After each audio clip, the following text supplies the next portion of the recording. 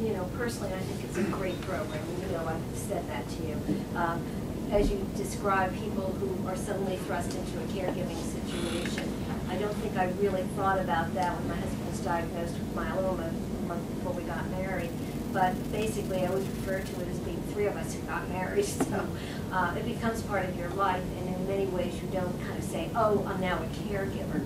I've been very fortunate. You know, Jack has done very well. He's had very challenging times, but there's always the the living with that and the kind of emotional and psychological aspects. So I know that for so many people, it's not an age thing. It's not a a disease thing. It's the kind of issues that you're challenged with. And when I read about the program, I just said, wow, this is so wonderful. And I really felt very, very strongly about wanting to have this program here. Because frankly, I've been thinking about it as a myeloma caregiver. And in our organization, I had other, mostly women who would, because women talk to each other, we'd go out for coffee. And we would share our experiences of dealing with our husband who had myeloma or dealing with, a parent with myeloma. And we said, boy, it would really be nice if we could offer this to others. And with everything else going on, obviously I was like, I can't take that on too.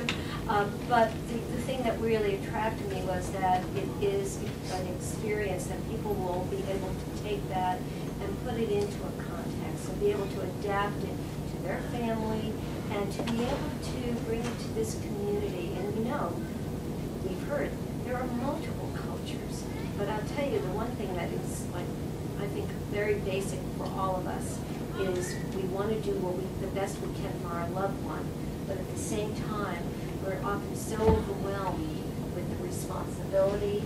And, I always remember the thing about when we were living overseas, people would call up, I had spoken to them a long time. They didn't say, hi, how are you? They'd say, how's Jack? And I was like, hello, how about me? And I think that that's a basic for whatever your culture is, that people are concerned about the person, the person who has the, let's say, illness or diagnosis. But the other thing is, and I know in many cultures, by the way, it's not unique to Navajo, talking about your own problems, about coping with it, are considered not being, really dedicated, or you feel embarrassed or ashamed, or you feel like, oh, well, really, I don't have the disease, why am I complaining? So I think that those are some of the common issues that we would really be able to help with. And I think you're hearing, as you sit around, the people here who have already tremendous experience, and that was part of our challenge too, is who would be involved in this program? Well, I think our real problem is going to be, we can only take so many, and really try to be realistic in our goals of trying to, train and reach out to a number of people and build a program that then would be sustainable in the community and have it adapted to the very people that are going to be receiving their services. So to me, this is an area, as I said, that I'm very interested in. For all of you who are planning, and I hope you are coming to the conference tomorrow, you're only getting a little flavor of some of the people and some of the information we're going to be sharing. We have a very full agenda for tomorrow morning. Please come early. If you haven't registered, please come early so you can register at 8:30.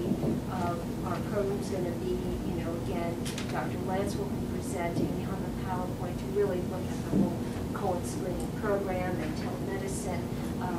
Laura's going to be presenting her program in more depth, and will be a workshop in the afternoon. We will have Q&A after the morning presentations, as well as some discussion before the workshops. But we will have 3 workshops, and one will be focused on our breast cancer program.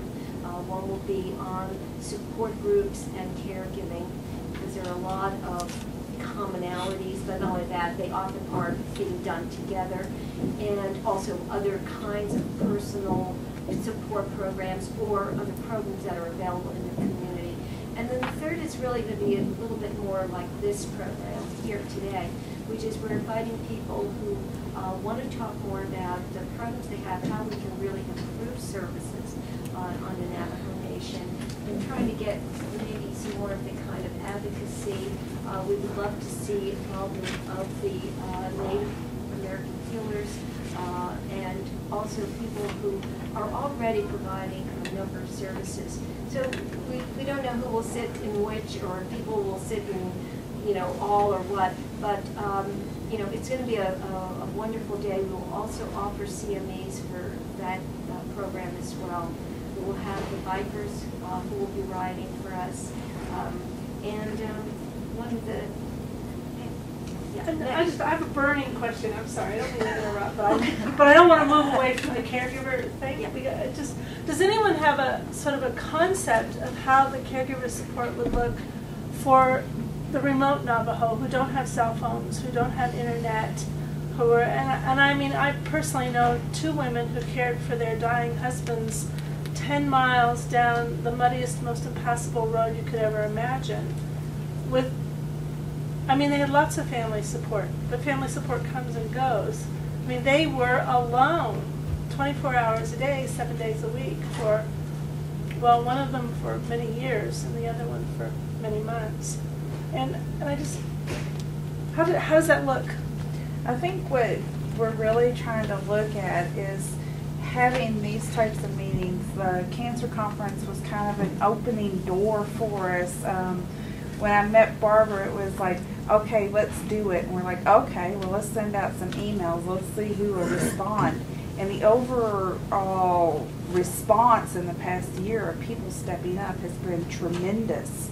I'm doing the utilization, and this is kind of like my extra project on top of my duties as full-time following my patients up here. Also with doing the registry, also helping with the Danae, you know, the breast and cervical on the weekend, coordinating all of this. So I get up at 4 o'clock in the morning and I'm emailing people, you know, I need help. And I think that's what we all have to do as a community, is to step up. Where are your strengths? What can you do? The women's program has stepped up tremendously to help us. They have been very instrumental in all of this. Ophelia stepped up, and I mean, when she spoke the last time at the women's meeting, our Women to Women, the Navajo women were sitting there, and you know, I've been talking with this woman for 2 years. They have breast cancer. We thought they had it. They've already got treatment. They've had chemotherapy. I know Dr. Lowry has sat down and explained everything to these women. But when Ophelia spoke to them in Navajo, I was sitting there right beside them and I was watching them, and the light bulb went off in their head. Oh, that's what y'all have been talking about. They didn't tell me that. And you know, it wasn't until I was sitting here listening to her, I've been here 13 years, and I thought patients were getting it, and they're not. And you know, it was eye-opening when she spoke. I mean, you saw these women just like, and asking questions, and they're cancer survivors for 3 years. And I didn't realize, being non-native, of what in the translation has been lost. It's tremendous. So I mean, this is what we have to do. You know, I've spent 2 years almost trying to connect with somebody in Medicine Man to come talk, and I just had to finally got somebody to step up. But you know, this is the type. You showed up today. You were a godsend. You're going to be helping us now. I mean, that's what we have to think of. Even have a chance. You're in. But you know, every time we ask for something, another person ends up on my lap. Every time I go, God, I need this, it shows up. I get an email. You know, that's the sort of thing that the community has got to pray about. We've got to get those resources in. And I think it's going to be everybody's responsibility to help.